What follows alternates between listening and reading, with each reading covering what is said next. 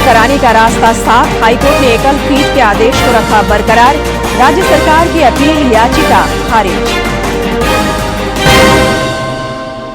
कृषि मंत्री ने महिलाओं के आर्थिक स्वावलंबन पर दिया जोर। दुमका में कहा, कृषि विकास और पशुधन योजना से संथाल परगना की महिलाएं हो रही हैं लाभान्वित।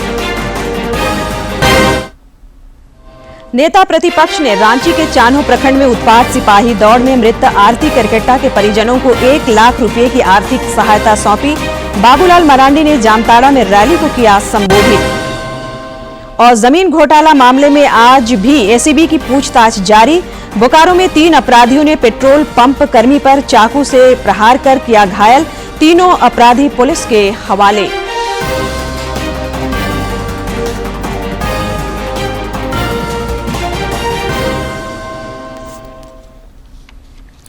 नमस्कार, खबरें झारखंड में आपका स्वागत है। मैं हूं संध्या दिमता और अब समाचार विस्तार से। प्रधानमंत्री नरेंद्र मोदी ने आज नागर विमानन से संबंधित दूसरे एशिया प्रशांत मंत्री स्तरीय सम्मेलन में हिस्सा लिया। नई दिल्ली के भारत मंडपम में आयोजित सम्मेलन में उन्होंने प्रदर्शनी का भी अवलोकन किया।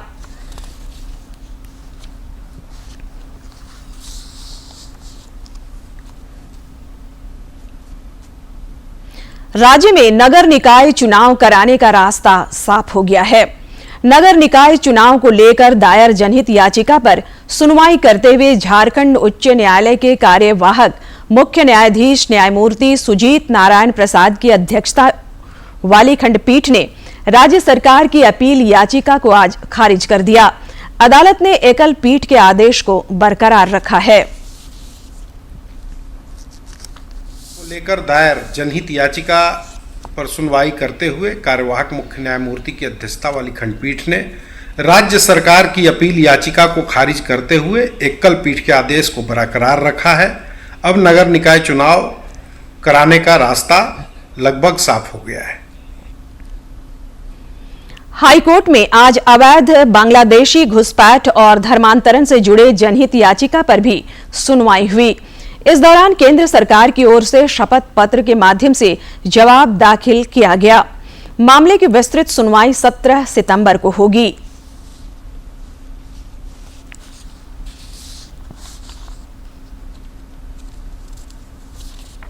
एवं धर्मांतरण के मामले पर दायर जनहित याचिका पर आज कार्यवाहक मुख्य न्यायमूर्ति की अध्यक्षता वाली खंडपीठ में सुनवाई हुई।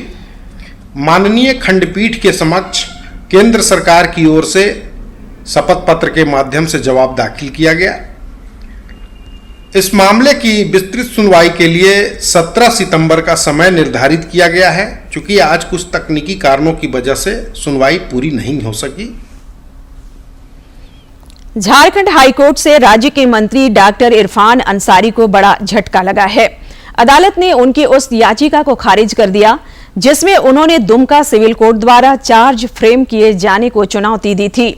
याचिका खारिज होने के बाद अब ट्रायल कोर्ट इस मामले की सुनवाई करेगा। दरअसल साल 2018 में दुष्कर्म की शिकार हुई एक बच्ची की फोटो अस्पताल से वायरल होने के मामले में इरफान अंसारी के खिलाफ अदालत ने संज्ञान लिया था। राज्यपाल संतोष कुमार गंगवार ने रांची अंतर्गत क्षेत्रीय पासपोर्ट कार्यालय के द्वारा प्रकाशित वार्षिक राजभाषा गृह पत्रिका सोहराई के चतुर्थ अंक का आज लोकार्पण किया। राज्यपाल ने गृह पत्रिका के प्रकाशन के लिए कार्यालय के सभी अधिकारियों और कर्मचारियों को बधाई और शुभकामनाएं दी। कृषि मंत्री दीपिका पांडे सिंह ने कृषि प्रक्षेत्र और पशुपालन के माध्यम से आधी आबादी के सशक्तिकरण पर जोर दिया है। दुमका में पत्रकारों से बातचीत करते हुए उन्होंने कहा कि कृषि विकास और पशुधन योजना से संथाल परगना की महिलाओं को भी जोड़ा जा रहा है। कृषि मंत्री ने बताया कि राज्य सरकार ने पशुपालकों को प्रोत्साहन राशि 3 रुपया प्रति लीटर से बढ़ाकर 4.25 रुपये प्रति लीटर कर दिया है। गव्य विकास को लेकर के महिलाओं की और अलग अलग 6 जिलों से आए हुए प्रमंडलीय ट्रेनिंग चल रहा है। उन्हें सब ट्रेन करने के बाद उन्हें पशुधन योजना के साथ जोड़ने का काम राज्य सरकार कर रही है। पशुपालकों को एक और बड़ा तोहफा राज्य सरकार ने दिया पिछले कैबिनेट में। जो प्रोत्साहन राशि 3 रुपये था प्रति लीटर, उसको बढ़ा के हम लोगों ने 5 रुपये किए हैं। मोबाइल वेटनरी एम्बुलेंसेज आप लोग यहाँ देख सकते हैं, जिसमें डॉक्टर, पैरावेट और ड्राइवर और ज़रूरी दवा इक्विपमेंट्स जो है उस व्हीकल में ही है। उसको परसों रांची में मुख्यमंत्री जी ने खुद फ्लैग ऑफ किया है। भाजपा के प्रदेश अध्यक्ष बाबूलाल मरांडी ने आज जामताड़ा के यज्ञ मैदान में जनाक्रोश रैली को संबोधित किया। इस दौरान उन्होंने संथाल परगना क्षेत्र में डेमोग्राफी बदलाव पर चिंता जताते हुए सरकार पर निशाना साधा। श्री मरांडी ने आरोप लगाया कि संथाल क्षेत्र में आदिवासियों की जनसंख्या घटती जा रही है और भू माफिया उनकी जमीन लूट रहे हैं, लेकिन राज्य सरकार वोट बैंक को तरजीह दे रही है। नेता प्रतिपक्ष अमर कुमार बावरी ने रांची के चान्हो प्रखंड में उत्पाद सिपाही दौड़ में मृत आरती करकेट्टा के परिजनों से मुलाकात कर उन्हें पार्टी की ओर से 1 लाख रुपए की आर्थिक सहायता सौंपी। इस मौके पर श्री बावरी ने इस पूरे प्रकरण में सरकार पर संवेदनहीनता का आरोप लगाया। इस दौरान मांडर की पूर्व विधायक गंगोत्री कुजूर और पूर्व सांसद समीर उरांव समेत अन्य नेता मौजूद थे। अपना जान का बाजी लगा के दौड़ रहे हैं। आपके गड़बड़ी के कारण उनका जान आज इस तरह से जा रहा है, लेकिन मेडिकल सुविधा भी आप नहीं दे रहे हैं। हम लोगों ने मांग किया था कि भाई राज्य सरकार मृतक परिवारों के आश्रितों को 50 लाख रुपया मुआवजा और एक सरकारी नौकरी दे, लेकिन सरकार की तरफ से कोई बात नहीं आई। हम लोगों ने कहा कि भारतीय जनता पार्टी की ओर से हम लोग बहुत ज्यादा तो नहीं कर सकते हैं, लेकिन विपक्ष में रहने के बाद भी 1 लाख रुपए हम प्रत्येक परिवार को देंगे। श्री बावरी ने उत्पाद सिपाही दौड़ के दौरान बीमार चान्हो के सुमित उरांव से भी अस्पताल में जाकर मुलाकात की और उनके शीघ्र स्वास्थ्य होने की कामना की।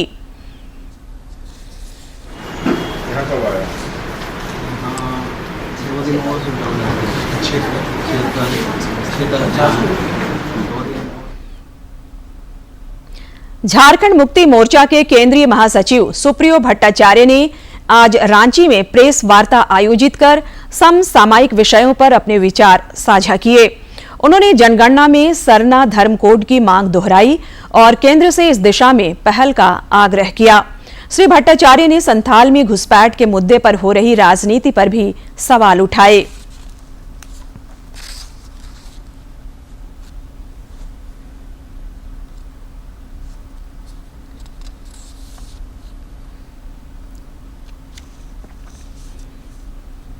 भाकपा माले के महासचिव दीपांकर भट्टाचार्य ने कहा है कि वाम दल झारखंड विधानसभा चुनाव में दमखम के साथ उतरने को तैयार हैं। उन्होंने कहा कि उत्तरी छोटा नागपुर क्षेत्र में वाम दलों का अच्छा प्रभाव है। वे चाहेंगे कि इंडी गठबंधन तालमेल में चुनाव लड़े ताकि गठबंधन को बेहतर परिणाम मिल सके। कि हम लोगों के मिलने से उत्तरी छोटा नागपुर में पूरे झारखंड आंदोलन का जो आवेग था उसको हम लोग फिर से आगे बढ़ा पाएंगे। मजदूर आंदोलन मजबूत होगा और झारखंड में इंडिया गठबंधन मजबूत होगा। बाकी सीटों को लेकर के जो हम लोगों के प्रभाव के इलाके हैं सबको पता है उत्तरी छोटा नागपुर पे कहाँ कहाँ इलाके हैं, और हमें लगता है कि इंडिया गठबंधन के जो 4 मुख्य यहाँ घटक हैं जेएमएम, वाम दल, कांग्रेस और राष्ट्रीय जनता दल, तो चारों के बीच में बातचीत के जरिए कोई सार्थक फार्मूला निकल पाएगा। हम इधर कृषि मंत्री सह कांग्रेस की वरिष्ठ नेत्री दीपिका पांडे सिंह ने विपक्ष पर निशाना साधा है। जिन लोगों की यह भाषा है उससे ही आप समझ सकते हैं चील गिद्ध की तरह कौन लोग घूम रहे हैं। दो स्थानीय भाजपा के नेताओं की तो वही हालत करके रखे हैं और 2 ऐसे लोग बाहर से भेजे हैं, एक को आप चील कह सकते हैं, एक को गिद्ध कह सकते हैं, जो यहाँ झारखंड में विचरण चालू कर दिए। प्रधानमंत्री नरेंद्र मोदी ने आज नई दिल्ली स्थित अपने आवास पर पेरिस पैरालंपिक में भारत का प्रतिनिधित्व करने वाले खिलाड़ियों के दल से मुलाकात की। इस दौरान प्रधानमंत्री ने पेरिस पैरालंपिक में ऐतिहासिक प्रदर्शन के लिए खिलाड़ियों की प्रशंसा की और उन्हें शुभकामनाएं दी।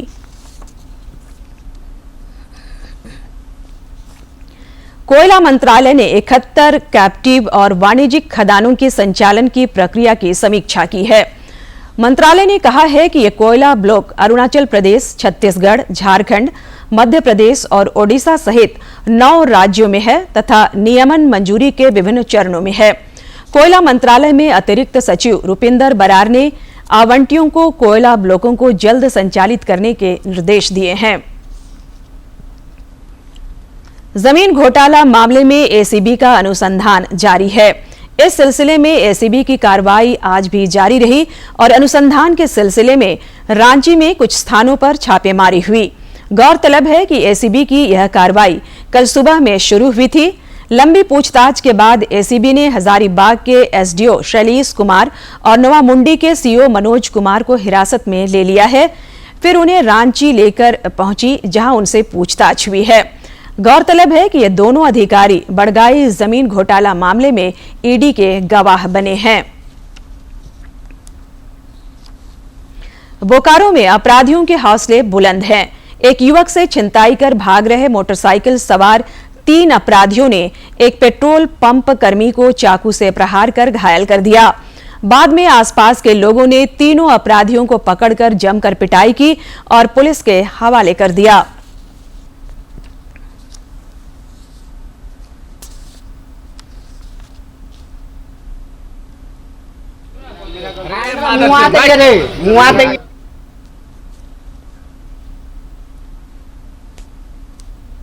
आगे में उजला कलर का शर्ट पहने हुए दारू रखे हुए अभी है अंदर यहाँ पे। वो हमको बोला कि तुम हमको चिंता नहीं है, तो वो चाकू निकाल के चला गया। वो चलाने के फिर में मेरा पेट से वैसे करके खींचा था, लेकिन वो हमको हाथ पर ही लगा, इस पर लगा। हम बहन को लाने गए थे, कोलकाता से आ रही थी वो, तो स्टेशन से लेकर घर आ रहे थे। सेक्टर 1 छोड़ना था उनको। सेक्टर 1 छोड़ने के बाद हम जस्ट घर जाने लगे, तो उसके बाद वहाँ पे हमको 3 लोग आए और चाकू लगा सटा दिए यहाँ पे, और पर्स फोन सब छीन लिए, और उसके बाद गाड़ी का बाइक का चाबी भी छीन लिए। उसके बाद वो लोग चले गए, मारे वारे हमको और चले गए। पलामू में अवैध शराब के खिलाफ पुलिस का अभियान जारी है। जिले के 9 जयपुर थाना क्षेत्र अंतर्गत पंचकेडिया में पुलिस ने अभियान चलाकर करीब 15 लीटर अवैध महुआ देशी शराब और लगभग 100 किलोग्राम जावा महुआ को नष्ट किया। इस क्रम में शराब बनाने वाले सामग्री को भी ध्वस्त किया गया।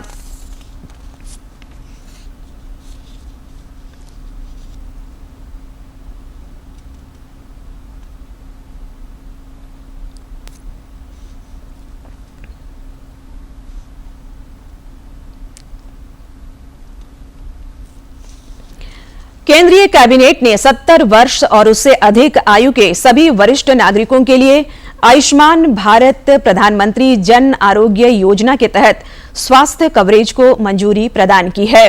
कैबिनेट के इस फैसले का राज्य भर में स्वागत हुआ है। गिरिडीह में भी लोगों ने इस पर प्रसन्नता जताई है।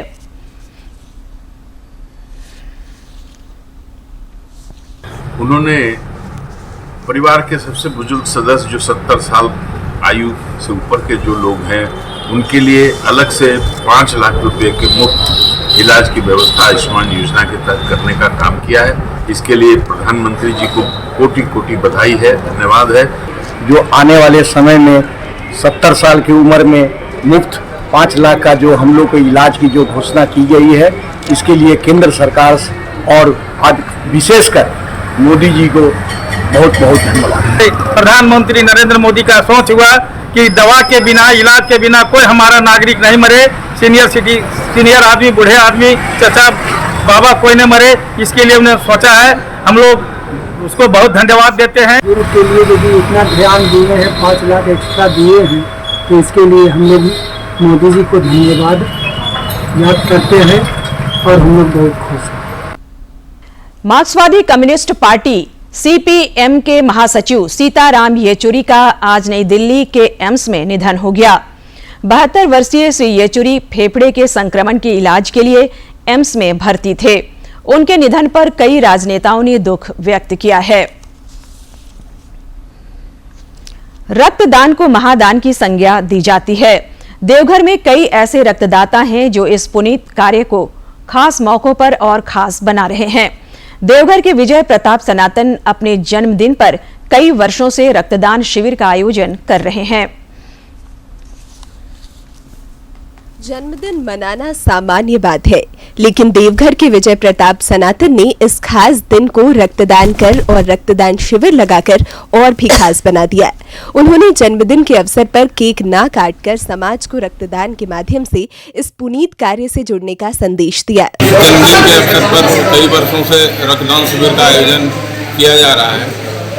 इस कड़ी में इस वर्ष भी आज हम लोग अपने जन्मदिन पर मेगा डोनेशन कैंप लगाए हुए हैं, जिसमें रक्तवीरों का उत्साह आप देख सकते हैं। विजय प्रताप सनातन के साथ उनकी पत्नी और कई अन्य लोगों ने भी रक्तदान किया, ताकि मरीजों की जरूरतें पूरी हो सके और उन्हें नया जीवन मिल सके। आज हम और हमारी धर्मपत्नी स्वयं रक्तदान किए। समाज को प्रेरणा देना चाहते हैं कि आप जन्मदिन में फिल्म खर्ची वगैरह छोड़कर समाज सेवा में काम आए, ऐसा कुछ काम कीजिए और इस तरह से इस शुभ दिन को सेलिब्रेट कीजिए। विज्ञान के क्षेत्र में मनुष्य के अनेकों कीर्तिमानों के बावजूद आज भी आवश्यकता पड़ने पर रक्त का कोई विकल्प नहीं है।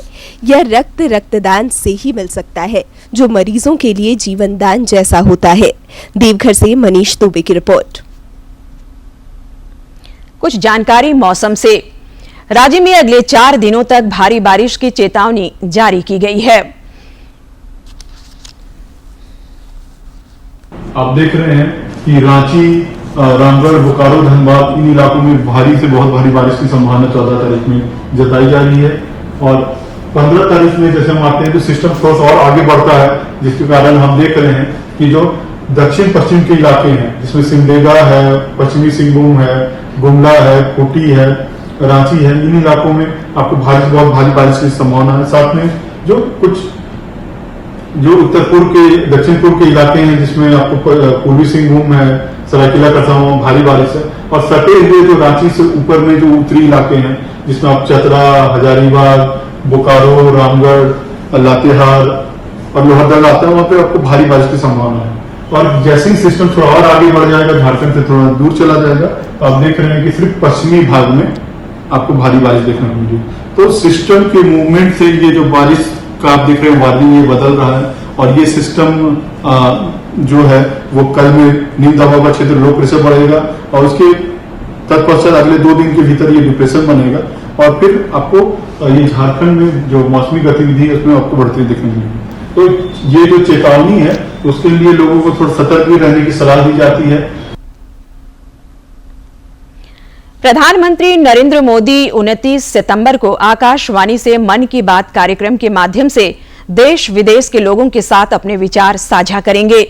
आम लोग इस कार्यक्रम को लेकर विचार और सुझाव टोल फ्री नंबर 1800-117800 पर दे सकते हैं।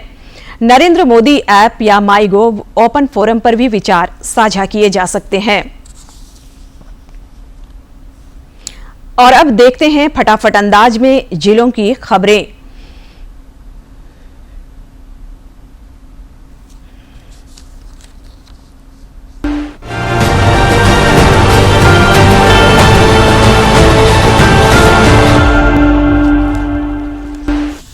प्रधानमंत्री नरेंद्र मोदी के आगामी 15 सितंबर को प्रस्तावित जमशेदपुर दौरे को लेकर विभिन्न स्तरों पर तैयारियां जारी है।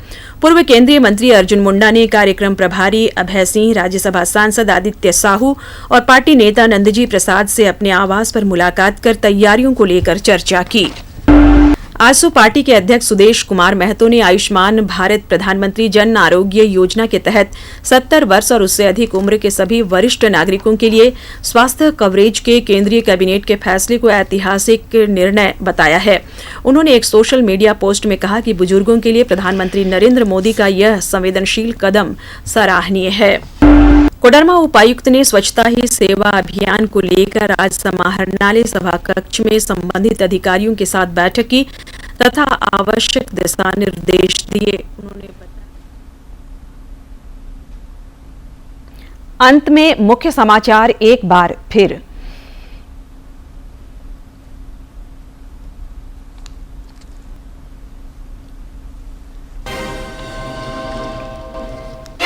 राज्य में नगर निकाय चुनाव कराने का रास्ता साफ। हाईकोर्ट ने एकल पीठ के आदेश को रखा बरकरार।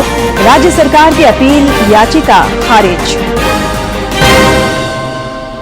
कृषि मंत्री ने महिलाओं के आर्थिक स्वावलंबन पर दिया जोर। दुमका में कहा, कृषि विकास और पशुधन योजना से संथाल परगना की महिलाएं हो रही हैं लाभान्वित। नेता प्रतिपक्ष ने रांची के चान्हो प्रखंड में उत्पाद सिपाही दौड़ में मृत आरती केरकेट्टा के परिजनों को 1 लाख रुपए की आर्थिक सहायता सौंपी। बाबूलाल मरांडी ने जामताड़ा में रैली को किया संबोधित। और जमीन घोटाला मामले में आज भी एसीबी की पूछताछ जारी। बोकारो में 3 अपराधियों ने पेट्रोल पंप कर्मी पर चाकू से किया प्रहार। तीनों अपराधी पुलिस के हवाले।